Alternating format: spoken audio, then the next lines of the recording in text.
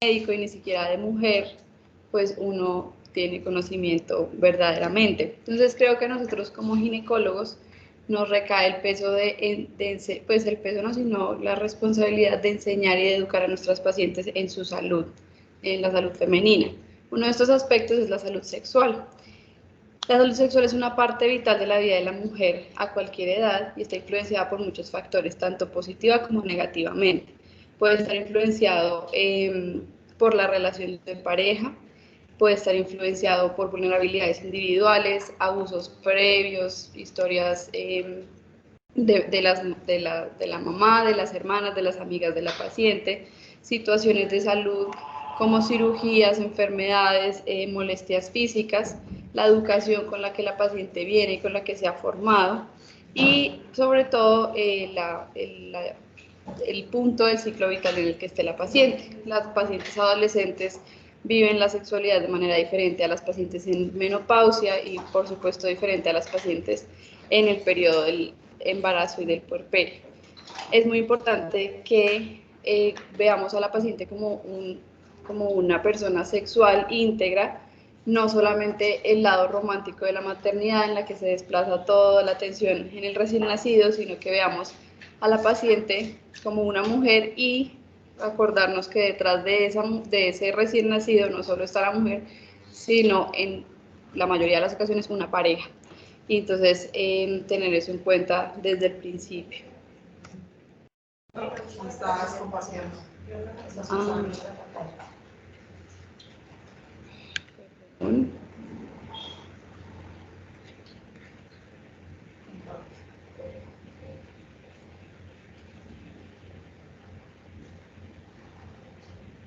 Ahí. Sí.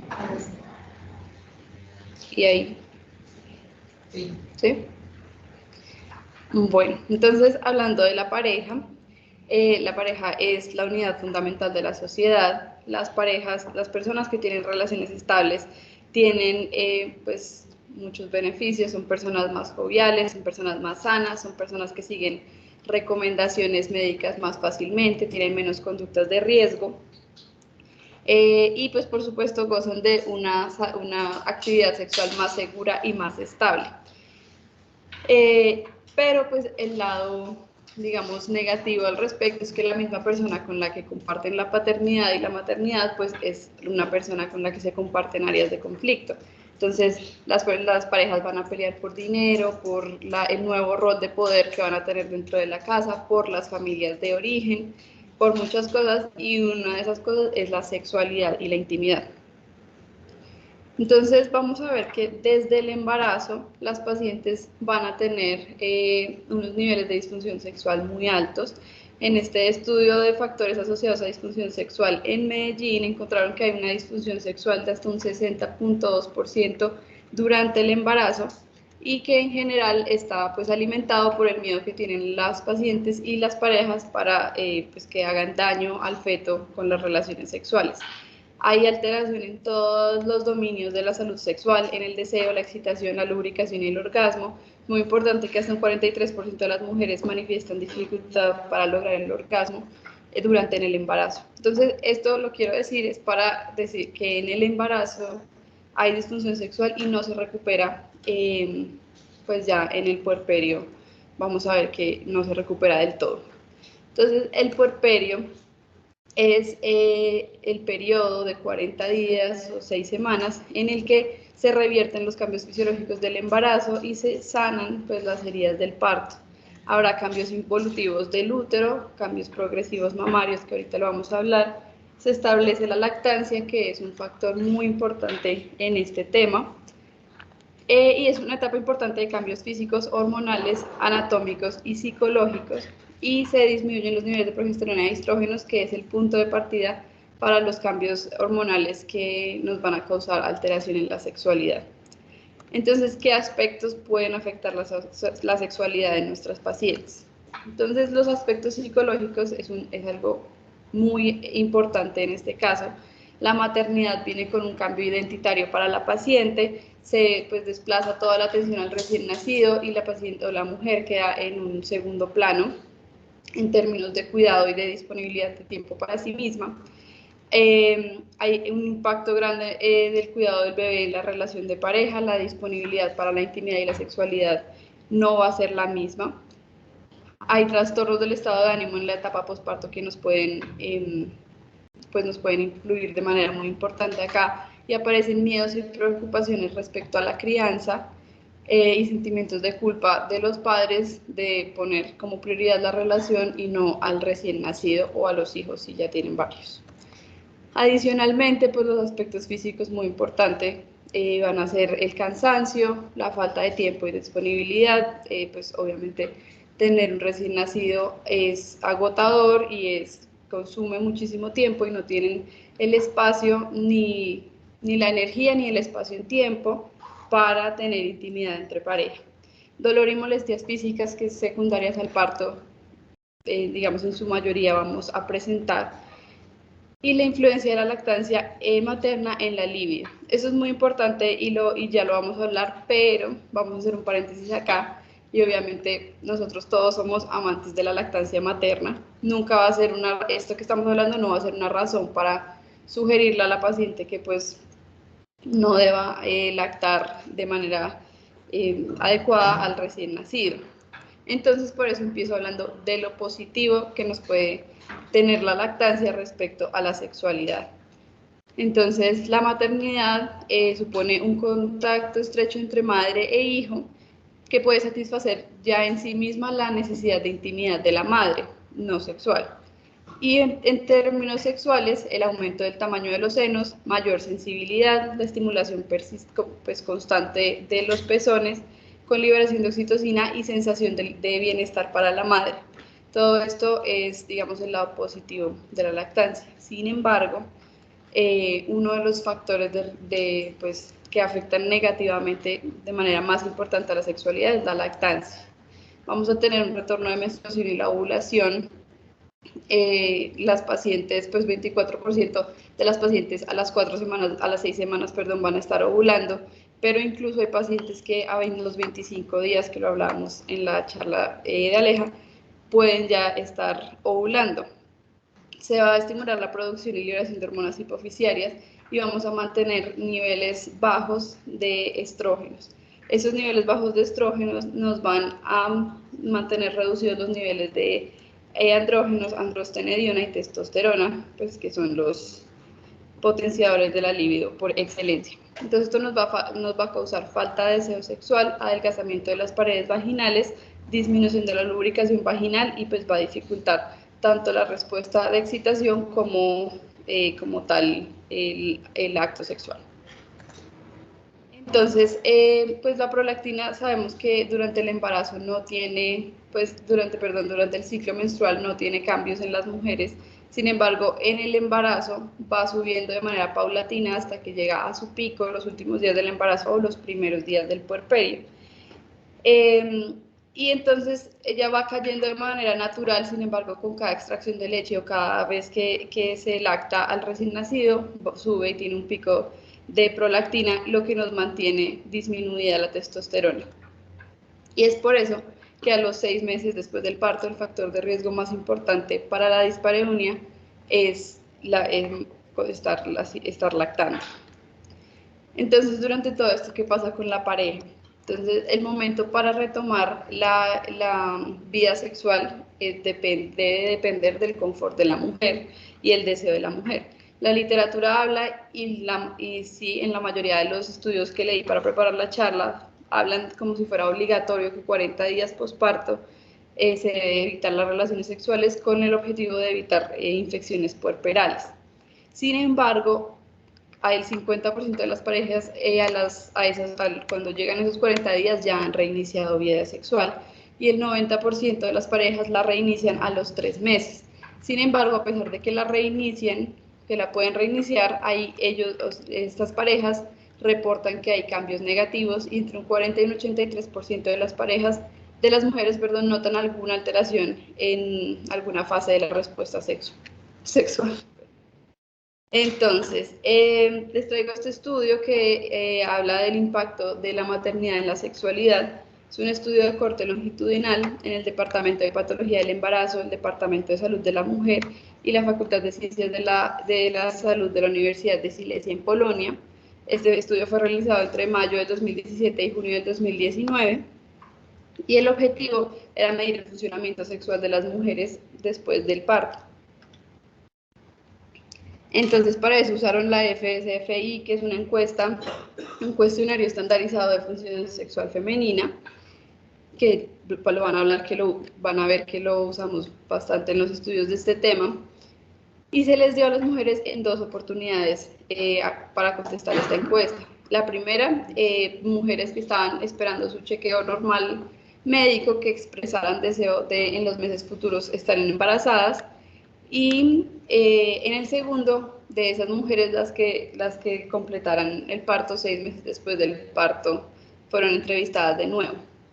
Finalmente 398 mujeres contestaron la encuesta y los resultados en todos los dominios de la función sexual, vamos a ver que hay diferencia significativa entre previo al parto y después del parto. Y mencionan factores como pues, la lactancia, los procedimientos o intervenciones durante el parto, el cansancio derivado del cuidado del recién nacido, el hecho de que sea la pareja en la que inicie el contacto sexual y no la mujer en el momento en que se sienta cómoda de iniciarlo, el maternity blues, la sensación de no sentirse atractivas para su pareja, son los factores que más se mencionan que tienen alteración en la escala. Y por supuesto todo esto disminuye el bienestar sexual de la mujer. Entonces, aquí es cuando las pacientes consultan. Después de 6 meses cuando las orientemos al principio pues, del embarazo, debemos explicar que cuando pasen 6 meses y siguen con estas disfunciones, es importante consultar. En este aspecto, lo que más afecta a las pacientes en consulta es la poca lubricación, el dolor posterior a desgarros o episiotomía por la fibrosis y la sensación de que algo es diferente en su zona genital. Entonces acá tenemos la gran importancia de conocer las disfunciones sexuales para poder reconocerlas y tratarlas.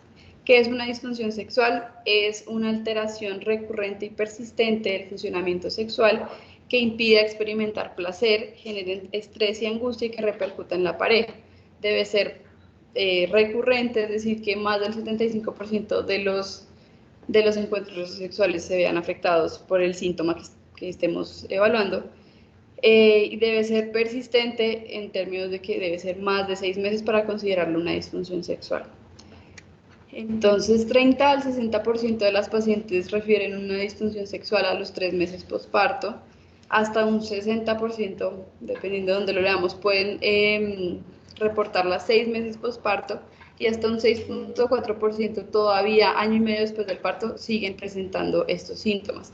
Entonces, esto tiene un impacto en el bienestar materno y vemos que las pacientes que tienen una disfunción sexual tienen más probabilidad de tener unos puntajes de salud en general disminuidos. Entonces, ¿cuáles son las disfunciones sexuales? Y acá voy a hacer un paréntesis primero, y es que tenemos también que tener en cuenta, obviamente eso lo vamos a ver a la mujer, pero tenemos que tener en cuenta siempre que la pareja puede ser el que esté afectado por los trastornos propios de los hombres. Entonces, pueden tener sus problemas psicológicos, pueden tener todas sus causas adicionales, su nuevo rol como padres puede afectar también, entonces eso también hay que intervenirlo si vemos que es necesario. Para las mujeres, entonces tenemos 3 grandes grupos de trastornos sexuales, entonces el trastorno orgásmico femenino, el trastorno por interés, excitación y el trastorno por dolor.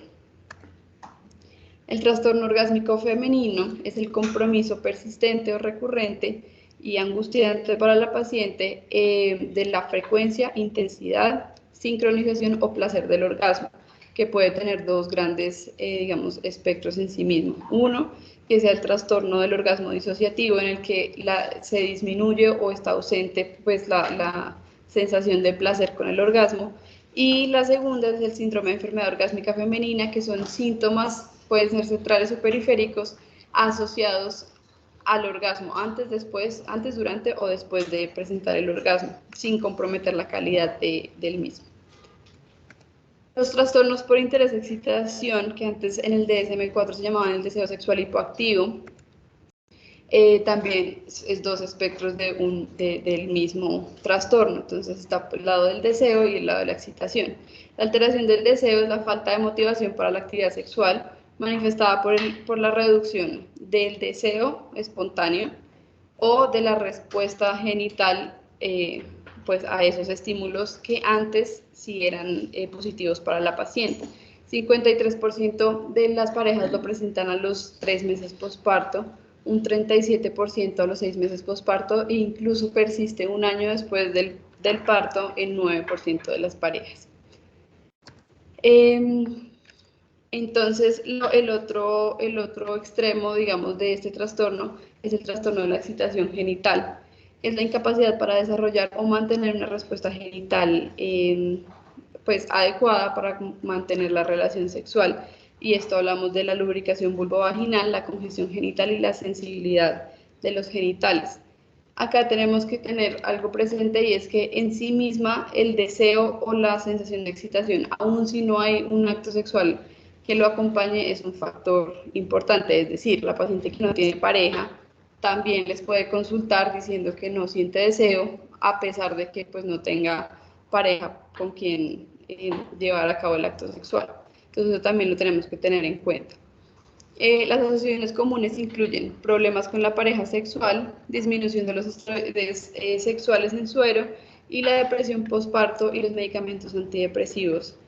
Son un factor muy importante y aquí les traigo este estudio que nos habla de la depresión en el embarazo y el posparto y el uso de antidepresivos asociado a la función sexual femenina. Este es un estudio que utilizó los datos de del estudio Mercy, que era un estudio anterior sobre embarazo y bienestar emocional. Fue realizado en Australia en el 2018. Incluía pacientes que tuvieran menos de 20 semanas de gestación, que dominaran el inglés, pero excluían a las pacientes que tuvieran pues, otros trastornos psicológicos, psiquiátricos o que estuvieran agudamente pues, hospitalizadas. Y lo otro, pues que no retomaran vida sexual, que siempre pues, se excluye de los estudios de este tema, si no han retomado vida sexual después del año posparto. Se realizó nuevamente un informe, un autorreporte con el FSFI en el embarazo temprano, luego nuevamente en el tercer trimestre, en el nacimiento, luego a los 6 meses y luego a los 12 meses posparto.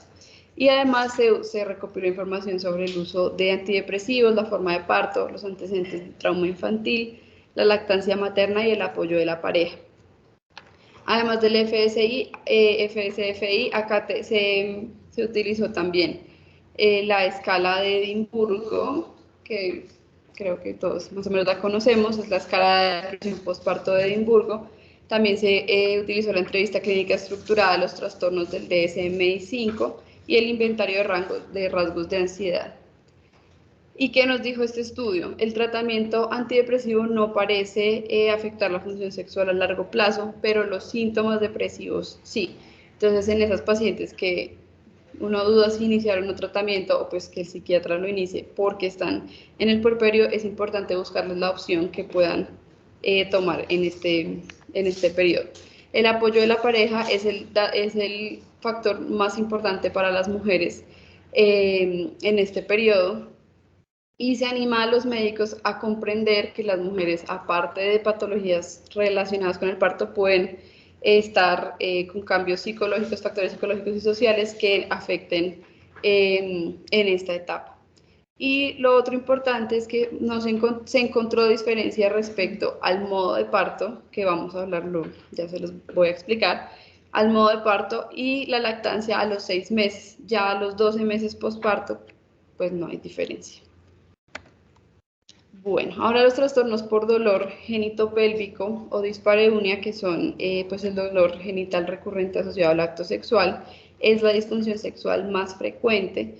La del 42% de las mujeres reportan dolor pues, de inmediato, 22% a las 8 semanas y hasta un 10% 12 semanas después siguen con dolor.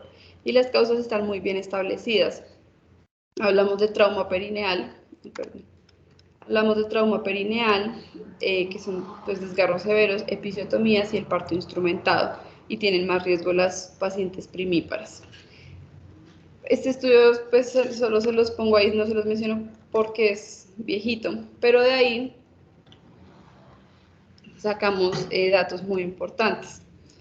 Entonces, la episiotomía es un factor de riesgo muy importante. Hasta un 89% de las pacientes a las que se les realiza episiotomía van a tener dispareunia a los 3 meses y el 16% van a persistir con dispareunia a los 6 meses. El parto instrumentado es el factor de riesgo más importante asociado a dispareunia en puerperio. Tienen 2.5 más probabilidades de tener dispareunia que las pacientes con un perine intacto. O que se les hace, perdón, parto espontáneo. En los desgarros, entonces como es de imaginarse, entre más severo el desgarro, más probabilidades tienen de presentar dispareunia, hasta un 270% más las pacientes que tienen un desgarro severo, grado 3 o grado 4. Y muy interesante es que cuando las pacientes tienen parto por cesárea, igual a los 6 meses posparto van a tener las mismas tasas de dispareunia que las pacientes con parto vaginal. Los desgarros perineales, para hablar de esto les traigo este estudio, que es pues un estudio de corte prospectiva en 2 universidades y hospitales en Dinamarca, realizado entre julio del 2015 y enero del 2019. Usaban pacientes, pues incluían pacientes mayores de 18 años que tuvieran parto vaginal y las separaron en 3 grupos: pacientes con perine intacto o desgarros grado 1, pacientes con desgarros grado 2 y pacientes con desgarro severo grado 3 o 4. Y el desenlace que estudiaban era la función sexual. Para este caso usaron el cuestionario PISQ-12, que es pues mide 3 dominios: el conductual emotivo, el físico y el relacionado con la pareja. Y pues bueno, en este caso también lo podemos usar para cuando hay incontinencia, si está asociada a ese síntoma. Los resultados que nos dio este estudio dice que a los 12 meses la proporción de dispareunia en los 3 grupos pues sigue siendo importante. Incluso con el perine intacto, el 25% de las pacientes puede presentar dispareunia.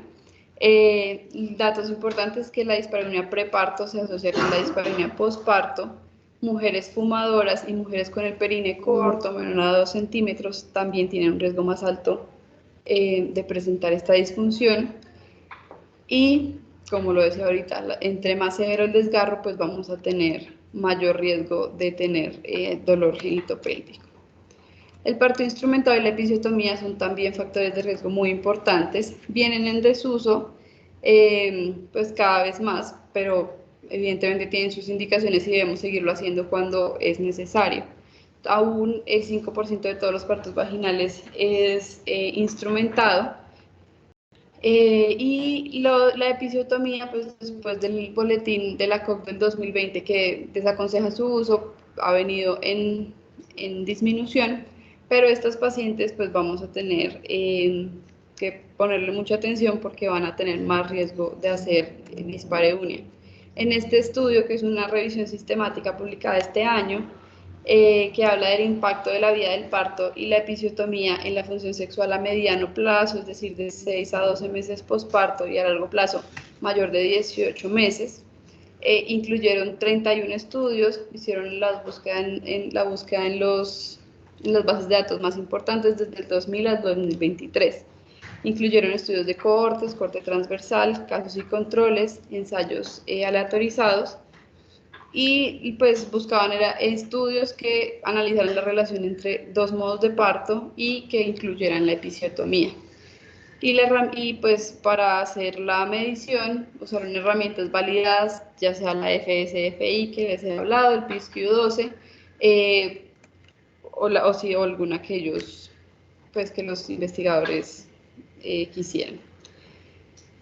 Y los resultados que nos arroja es que a medio plazo el parto vaginal asistido y el parto vaginal con episiotomía se asociaron con una peor función sexual en comparación con las pacientes que fueron a cesárea. Y a largo plazo el parto vaginal asistido tuvo los peores desenlaces, y digamos que lo escalonan. Si tuvo un parto vaginal espontáneo que no fue asistido, menos riesgo. Más si fue asistido. Luego, si fue cesárea programada, tiene menos riesgo de generar dispareunia que si fue cesárea de emergencia. Entonces, con todo esto podemos concluir que el trastorno de dolor persistente tiene que ver con la lactancia, con la episiotomía o con el parto instrumentado o desgarros severos, con la cesárea de urgencia, y si la paciente tenía disfunción sexual previa, lo más probable es que también la vaya a tener posparto.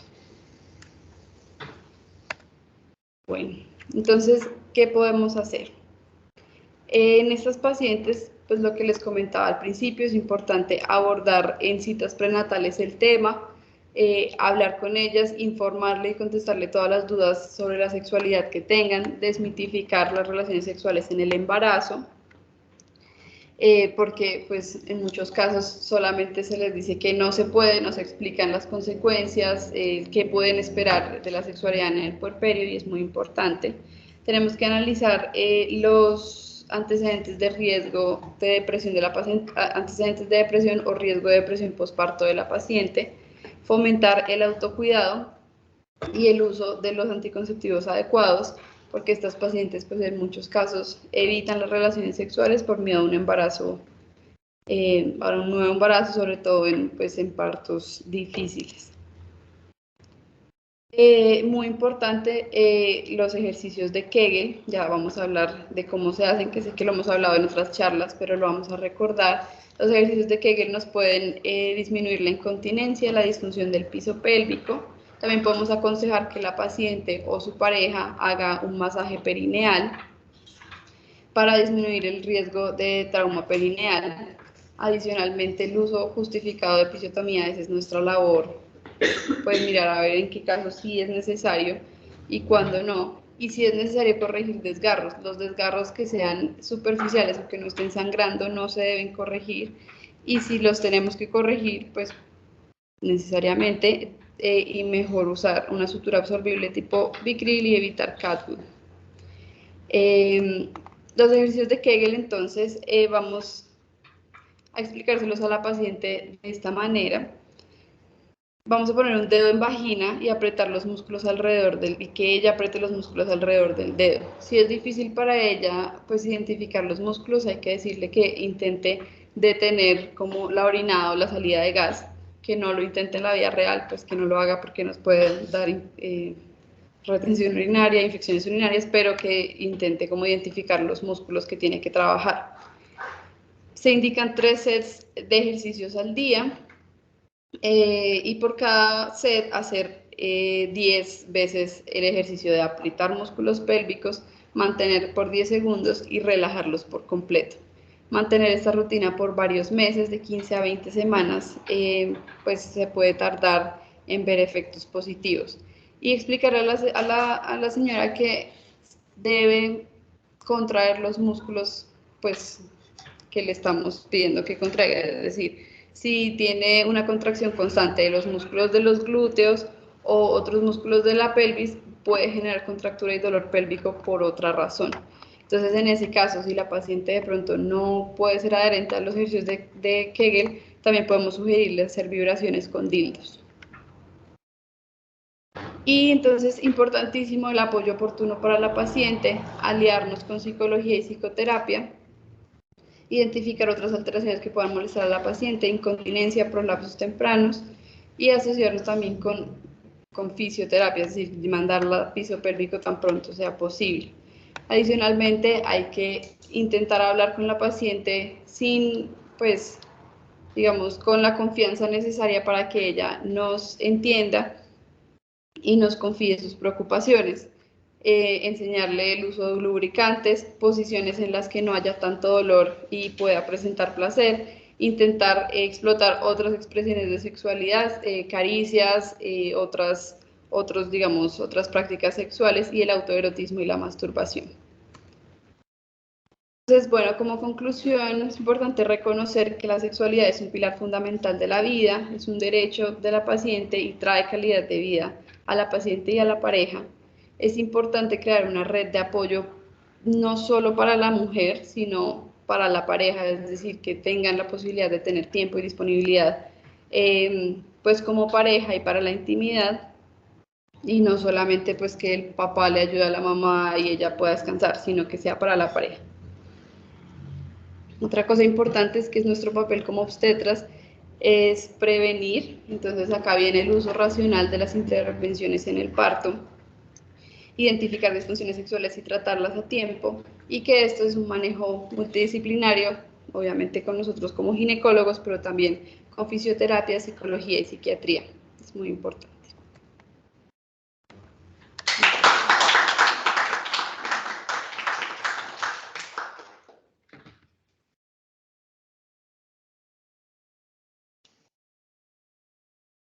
Bueno, doctora Laura, muchas gracias por la presentación. Me gusta mucho cuando traen temas que no son, digamos, tan comunes en las presentaciones, pero que terminan enseñándonos mucho porque casi no los vemos y nos ponemos a pensar en ellos. Doctora Yurani, tiene la palabra por si quiere hacer algún comentario, por si quiere profundizar en algún tema o en algo que nos quiera contar, y muchas gracias por su asesoría. Hola, muy buenos días para todos. ¿Me escuchan bien? Tengo un poquito la señal malita.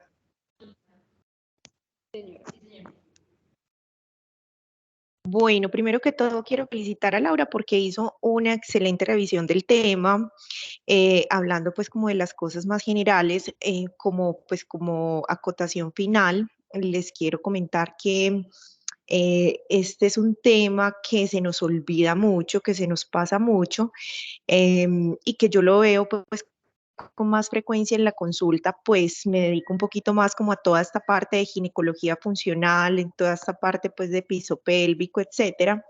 Entonces es muy importante que identifiquemos estas pacientes para poderles dar como una muy buena asesoría, las dispareunias, los síndromes miofaciales profundos, que son los vaginismos, son más frecuentes de lo que creemos realmente, y muchas veces no los identificamos es porque no lo preguntamos en la consulta, ¿cierto? Entonces los invito pues a todos como a que hagamos una consulta muy integral. Yo sé que a veces es difícil por los tiempos del sistema, por muchas cosas, pero pues importante como tenerlo siempre en la mente para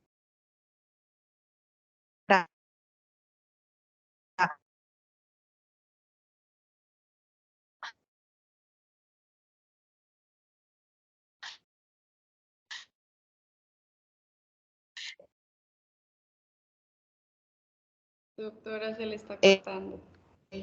eh,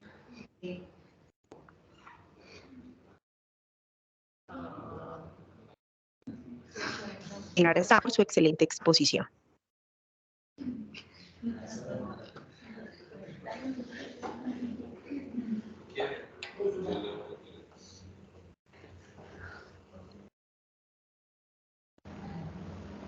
Doctora, muchas gracias por su aporte.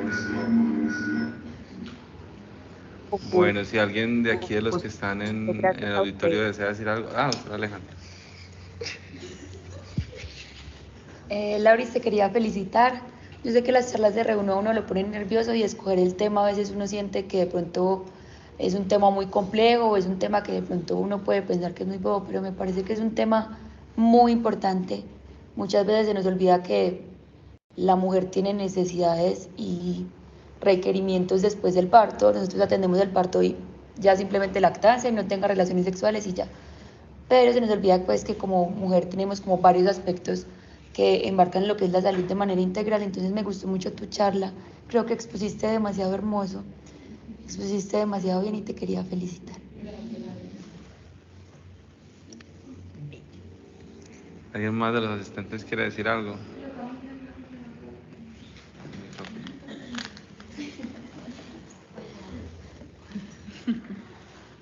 Bueno, no, también quiero felicitar a Lauris. Creo que, como decía el doctor, no es un tema muy taquillero y es un tema del que nosotros no hablamos mucho, incluso en la residencia nunca hablamos de eso.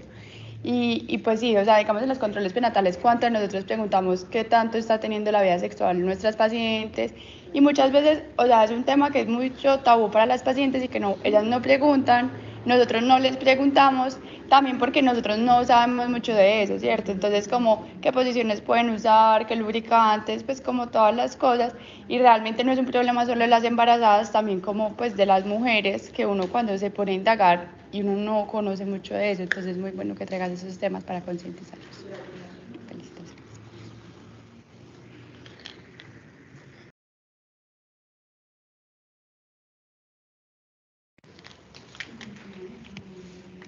No sé si de pronto alguien de los que está de manera virtual quiere de pronto hacer algún comentario.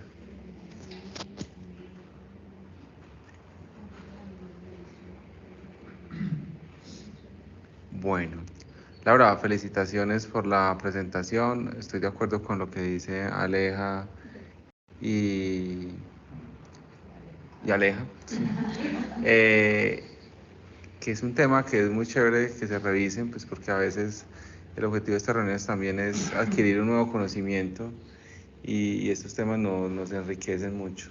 Gracias por poner el artículo que publiqué, no mentiras. Pero sí quiero hacer un refuerzo de lo que dice Aleja, y es que se nos olvida eso, que las pacientes, el puerperio se acaba a los 40 días, pero de ahí para allá vienen una serie de consecuencias fisiológicas y funcionales asociadas al parto, como la dispareunia, los trastornos sexológicos, los trastornos del piso pélvico, que dejamos a nuestras pacientes como listo. Le ponemos el dispositivo a los 40 días y chao, cuando te vuelvas a embarazar vuelves, y de ahí para allá viene un proceso muy importante de rehabilitación desde el punto de vista funcional. Y con respecto a la presentación, me parece que lo hiciste súper bien. Quiero felicitarte. Bueno, feliz día, que estén bien todos, chao.